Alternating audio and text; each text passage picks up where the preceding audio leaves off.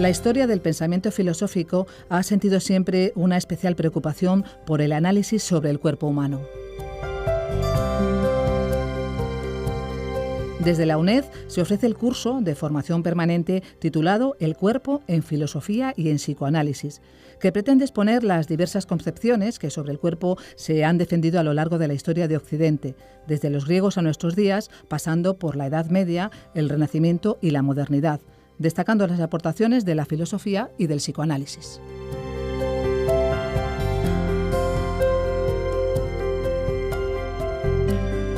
Nos acompaña Francisco José Martínez. Hola, buenos días. Hola, buenas. Que es el responsable del curso de formación del profesorado El cuerpo en filosofía y en psicoanálisis. Y ha venido para presentarnos este curso.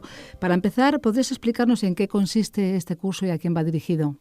El curso que desarrollamos Dolores Castrillo Mirat, que también es catedrática de filosofía de instituto y psicoanalista, y yo retoma, bueno, como el nombre indica, un poco la temática del cuerpo en la filosofía, viendo un poco a lo largo de la historia, ¿no? Pasando por Grecia, el cristianismo, la época clásica, siglo XVIII y el siglo XX, y luego el psicoanálisis, como lo ha tratado a través de Freud y de Lacan, ¿no? Es una presentación de la temática del cuerpo desde este punto de vista y ver un poco cómo ha ido evolucionando, ¿no? A lo largo de la historia, los diferentes significados, la importancia que se le ha ido dando, un poco es este planteamiento. Y al mismo tiempo, pues claro, plantear algunas reflexiones de los filósofos y de los psicoanalistas sobre esta temática, ¿no? Pues si te parece, podemos ir cronológicamente viendo cómo han sido las concepciones sobre el cuerpo a lo largo de la historia, que es lo que se trata en este curso. Podemos empezar, por ejemplo, por la Grecia antigua, ¿no? Que es donde empieza el curso. Sí, claro, nosotros nos hemos limitado, claro, a la tradición occidental, digamos, de Grecia en nuestros días, ¿no? Lo importante cuando uno se acerca en general a otra cultura o a otra época, pero especialmente en nuestro caso a la Grecia antigua, hay que tener en cuenta que todo acercamiento a sus textos y a sus monumentos supone una traducción. Es decir, que tenemos que ser conscientes de que todas las otras culturas, y especialmente la cultura griega arcaica, pues organizaba el mundo de otra forma, ¿no? Tenía un entramado categorial distinto del nuestro. Y en el caso concreto, del cuerpo, nosotros normalmente funcionamos con un mecanismo dualista, una oposición cuerpo y alma. Pero eso en realidad solamente es en la época, digamos, clásica de los griegos, ¿no? A partir de los pitagóricos, Platón y Aristóteles. Antes de eso, el cuerpo no tenía una concepción dualista, sino monista. En realidad había una única realidad que tenía unas dimensiones que nosotros llamamos más corporales, ¿no? Como la figura o la textura, ¿no? La piel, el tacto, o como el tamaño, y otros aspectos que nosotros llamaríamos intelectuales o psíquicos, ¿no? Como la capacidad de conocer, la capacidad de amar, etcétera, ¿no? Entonces, eso que nosotros dividimos de forma dualista, los griegos lo tenían unidos, ¿no? Entonces, yo creo que ese es uno de los puntos fundamentales de lo que queremos ver en Grecia. Y también dos aspectos importantes, que es la relación que el arte griego y la literatura establece entre el cuerpo y la belleza. El arquetipo de belleza griega, tanto en su versión masculina como femenina, está muy ligada, claro, obviamente al cuerpo, ¿no? Y especialmente al cuerpo de los dioses. También, claro, otra distinción es que los dioses griegos son dioses corpóreos, dioses corporales, dioses además con cuerpos perfectos, con cuerpos que tenían la ventaja respecto a lo de los humanos de que eran inmortales, de que no morían, ¿no? Pero por lo demás eran iguales, eran cuerpos bellos, cuerpos en cierto sentido casi físicos, ¿no? Bueno, pues este sería, digamos, un poco el primer punto de nuestro desarrollo, ¿no? Cómo se organizaba la noción de cuerpo en la Grecia antigua. Y de la Grecia antigua pasaríamos entonces al cristianismo, ¿no? ¿Cuál era la concepción del cuerpo en el cristianismo? Claro, el cristianismo en cierto sentido tiene una continuidad al menos con algunos aspectos de Grecia, fundamentalmente con la línea más dualista, más platónica, ¿no? Pero, claro, también supone, pues claro, retoma toda la tradición más oriental, también la tradición judía, ¿no? La tradición hebrea. Y en ese sentido ya hay una especie de que ese cuerpo inocente griego, ¿no? En sentido clásico, pues aparece unida con la idea de pecado. El cuerpo aparece como algo relacionado con el aspecto este del pecado, ¿no? Como ocasión de pecado, incluso como producto del pecado. Y entonces, claro, eso ya supone una ruptura radical, ¿no? Frente a un cuerpo bello, un cuerpo, digamos, que se trataba de desarrollar y de desarrollar sus potencialidades, como pasa en Grecia, pues es un cuerpo que se ve como ocasión de pecado, como ocasión de peligro, como algo a controlar, ¿no? Es una especie de, frente al sensualismo griego, la sensualidad, los sentidos, la sensibilidad, pues es una idea de una espiritualización del ser humano en el cual el cuerpo tiene que ser controlado, ¿no? Y ahí en el cristianismo el cuerpo aparece incluso en el origen del cristianismo, ¿no? En la propia figura de Cristo como segunda persona de la Santísima Trinidad, ¿no? Como un ser divino, pero un ser divino que se corporaliza, que tiene un cuerpo, ¿no? Entonces, la propia pasión de Cristo, que es un elemento absolutamente central en el cristianismo, ¿no?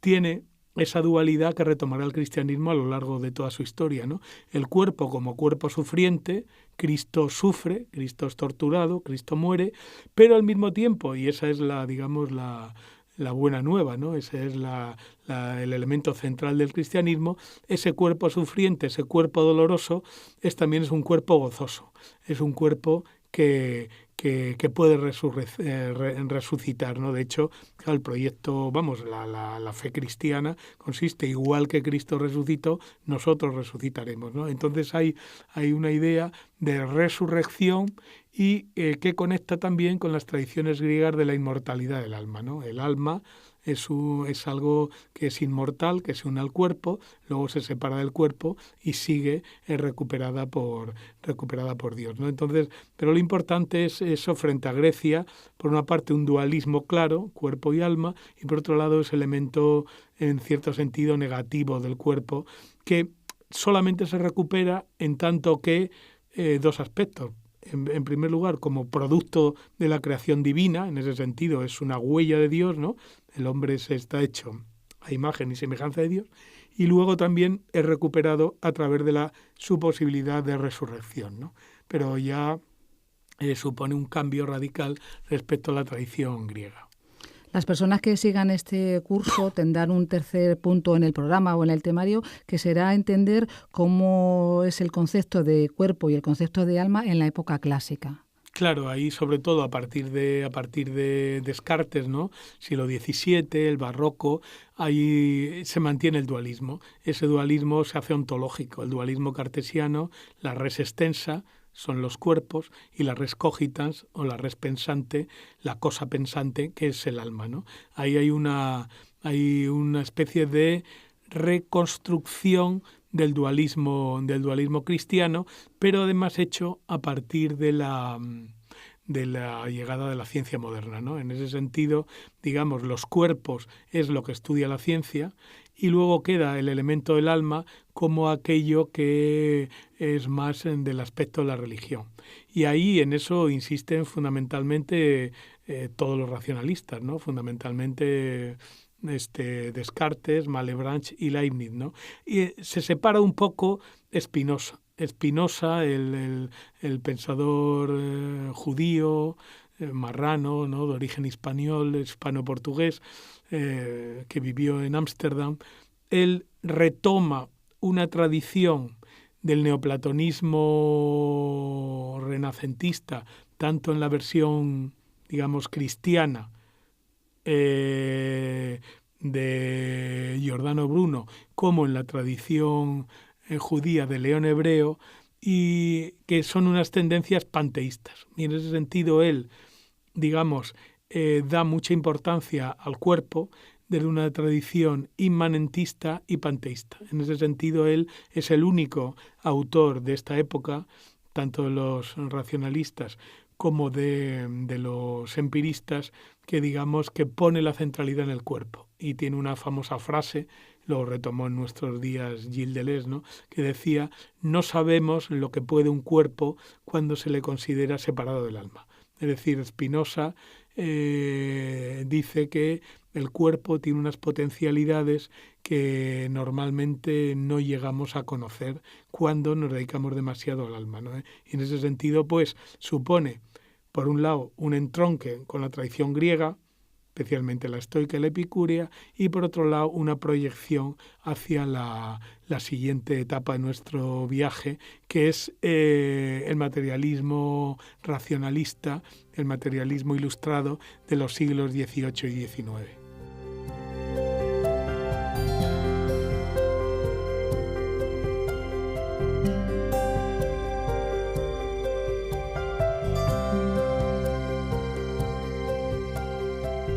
Hemos visto la Grecia antigua, el cristianismo, la época clásica, y después vendría el materialismo en los siglos XVIII y XIX. Sí, claro, ahí, como ya he dicho, la ciencia moderna, que nace en el siglo XVII, se desarrolla en el XVIII y XIX en una línea, digamos, mecanicista y materialista. Es decir, en el sentido en que se dedica a analizar las cosas corpóreas, incluido el cuerpo humano, y desde un punto de vista mecanicista determinista. Es decir, ellos buscan las leyes necesarias en una línea desarrollando un poco pues Newton, ¿no?, la versión de Descartes y la versión de Newton y de Leibniz, ¿no?, una idea, una construcción de la mecánica como ciencia del movimiento y de las fuerzas. En ese sentido, ellos se ocupan de desarrollar una concepción materialista de los cuerpos y al mismo tiempo una concepción mecanicista, causalista, determinista, ¿no?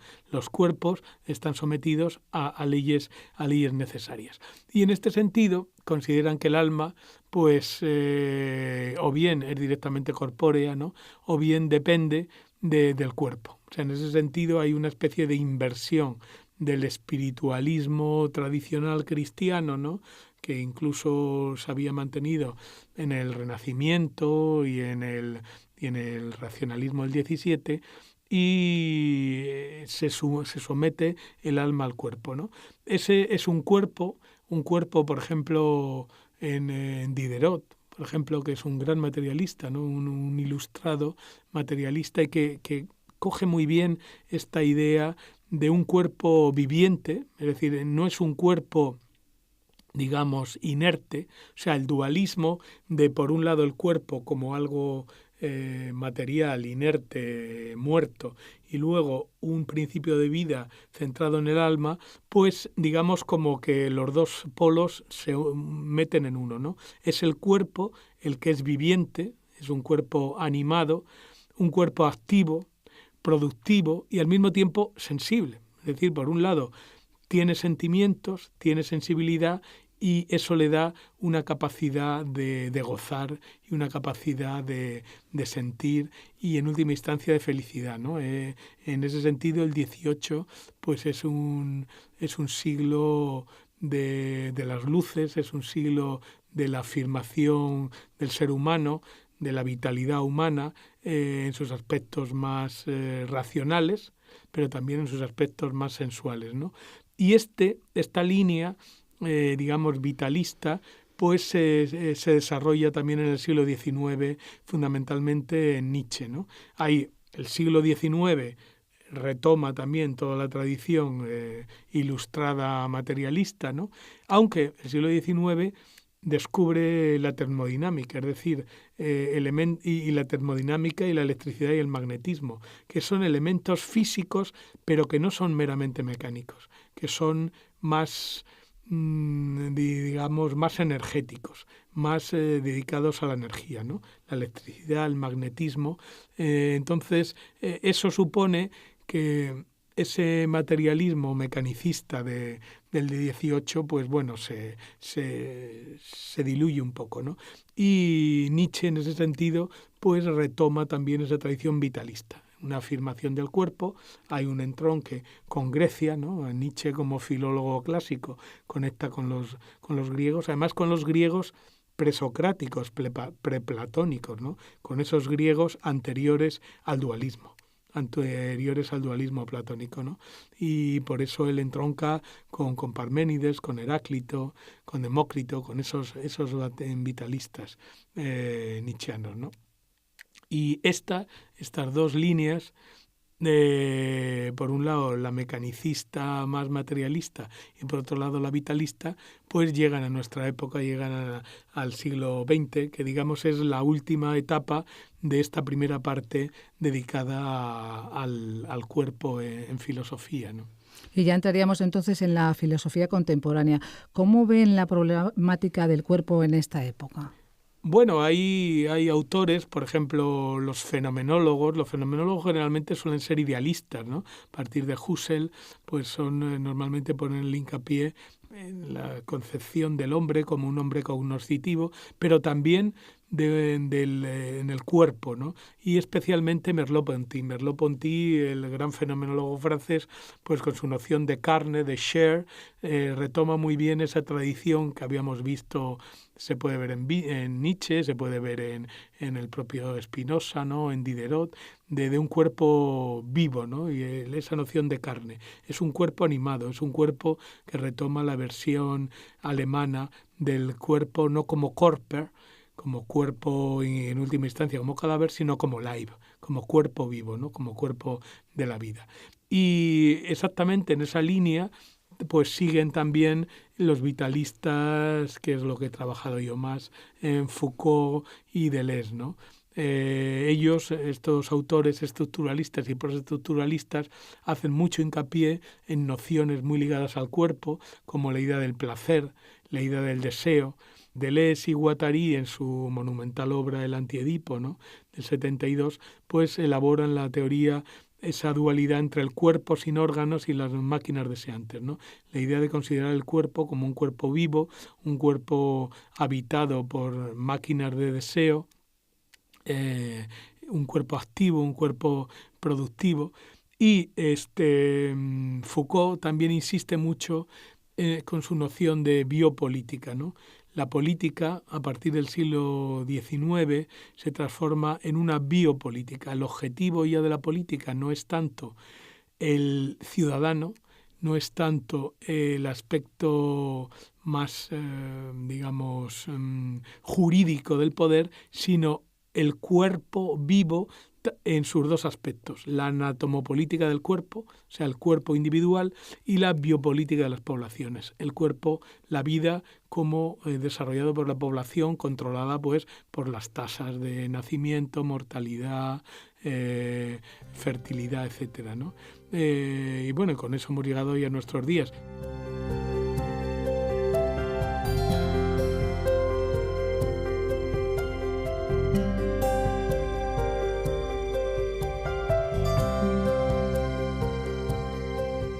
El título del curso es El cuerpo en filosofía y en psicoanálisis. Entonces se dedica un punto exclusivo a esta segunda parte, ¿no? El cuerpo en psicoanálisis. ¿Ahí qué se analiza? Bueno, dividimos en Freud y en Jacques Lacan, ¿no? En Sigmund Freud y Jacques Lacan.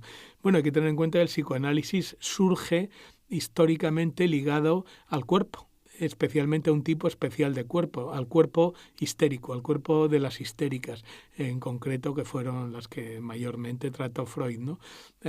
La histeria aparece como un cuerpo enfermo, pero enfermo por un origen no físico, sino psíquico. Entonces, justamente el cuerpo, sobre todo el cuerpo histérico, es el elemento central, el comienzo del psicoanálisis, ¿no? Ligado a ese cuerpo aparece con una dimensión también fundamental, que es el problema de la sexualidad. Freud descubre que esos padecimientos de origen psíquico que atenazan fundamentalmente a las histéricas, pero también a los obsesivos, ¿no? A los neuróticos obsesivos, y también a los psicóticos, tiene una relación fundamental con la sexualidad. Es decir, cuerpo y sexo se articulan en Freud, ¿no? El origen de las enfermedades psíquicas, fundamentalmente de la histeria, tiene que ver con disturbios de la sexualidad, con problemas de la sexualidad, dificultades de una sexualidad, digamos, liberada, digamos, a través del impulso sexual o sublimada a través de la cultura. Entonces, y por eso era el problema de la mujer, ¿no? La mujer en el siglo XIX, en la época victoriana, donde se desarrolla el análisis de Freud, tenía dificultades de desarrollar la sexualidad en un sentido literal, porque era una sexualidad ligada al matrimonio, ligada a la reproducción, que no se podía desarrollar en sí misma, y por otra parte tenía también dificultades para sublimar por su dificultad en el acceso al mundo de la cultura, en el mundo del trabajo, ¿no? Entonces, claro, por eso la mayoría de las enfermas, de los enfermos que trata Freud, al menos en el aspecto histérico, son mujeres, ¿no? A partir de los años 50 del siglo XX, Jacques Lacan retoma a Freud y le da y esto es, digamos, el último desarrollo del curso. ¿Y ahí qué se aborda sobre Lacan? Bueno, la aportación fundamental de Lacan es recuperar a Freud. Ahí en los años 50 hay un intento de volver a Freud después de los freudianos como paralelo al movimiento que desarrolla Louis Althusser de volver a Marx después de los marxistas. Es decir, hay una recuperación de Marx y de Freud más allá o más acá de las deformaciones humanistas que se había introducido a finales del siglo XIX y principios del siglo XX. Entonces, la teorización fundamental de Lacan, que surge paralela también al estructuralismo, fundamentalmente a un estructuralismo centrado en la lingüística y la antropología estructural, pero en última instancia en la lingüística, una lingüística que acababa de recuperar las aportaciones fundamentales de la lingüística de Saussure y de los formalistas rusos y checos. Entonces, con esa articulación y aprovechando la experiencia primera que había hecho Lévi-Strauss en el campo de la antropología estructural, pues Jacques Lacan desarrolla una relectura de Freud, poniendo el punto en la centralidad del lenguaje. Él habla de que el inconsciente está estructurado como un lenguaje y desarrolla los mecanismos psíquicos que había estudiado Freud a través de los mecanismos lingüísticos de la metáfora y la metonimia, ¿no? Y también da un paso más allá de Freud también cuando Freud ha analizado también al final de su vida que hay un más allá del placer. Y justamente esa es otra de las categorías fundamentales de Lacan, el elaborar esa dualidad del placer que tiene siempre una dimensión destructora, una relación con la muerte, que es lo que él retoma con la idea de goce, ¿no? Que nosotros traducimos como goce o gozo, que es la palabra jouissance. Es decir, ahí hay la idea de que la jouissance va más allá del plaisir, porque el plaisir sería el elemento positivo, ¿no?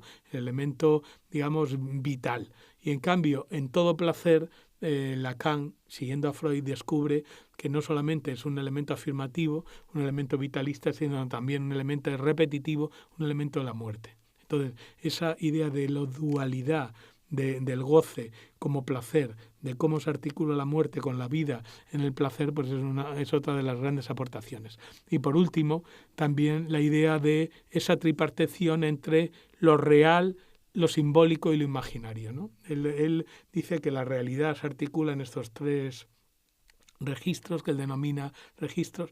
El registro de lo imaginario, que es el registro especular, ¿no? El registro que relaciona al niño con su cuerpo primero, ¿no? En el espejo, el estadio del espejo, él ve que hay algo en el espejo y cuando él reconoce que ese algo es él, pues es una especie de reconstrucción de su sujeto a partir del espejo, ¿no? Y lo mismo a partir de la madre. Normalmente nuestra constitución primera es a partir de los otros, especialmente del rostro de la madre, ¿no? Ahí nos reconstruimos en un nivel primero imaginario.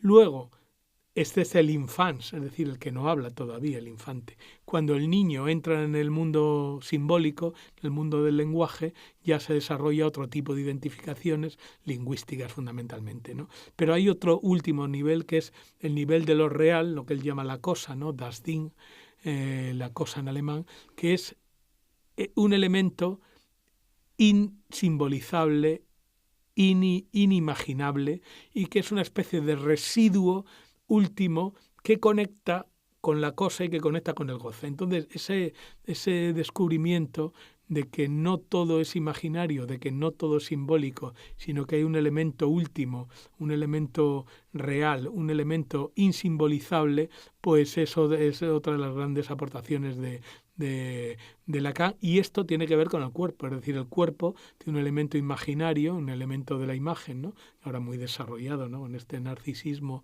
que nos invade, hay un elemento simbólico ligado al lenguaje, ¿no?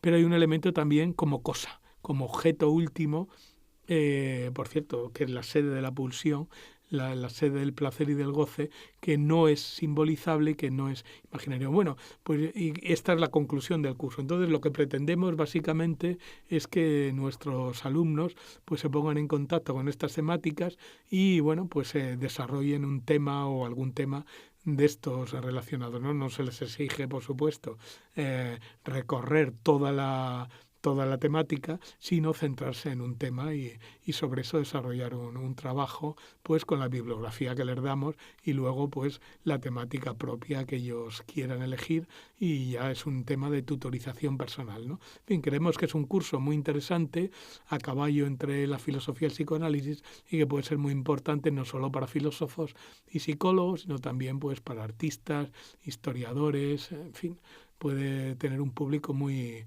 interesante porque es un tema muy bonito, ¿no? El del cuerpo. Pues de esta forma resumida hemos conocido las líneas generales del curso El cuerpo en filosofía y en psicoanálisis que dirige Francisco José Martínez. Muchísimas gracias y muy buenos días. Gracias.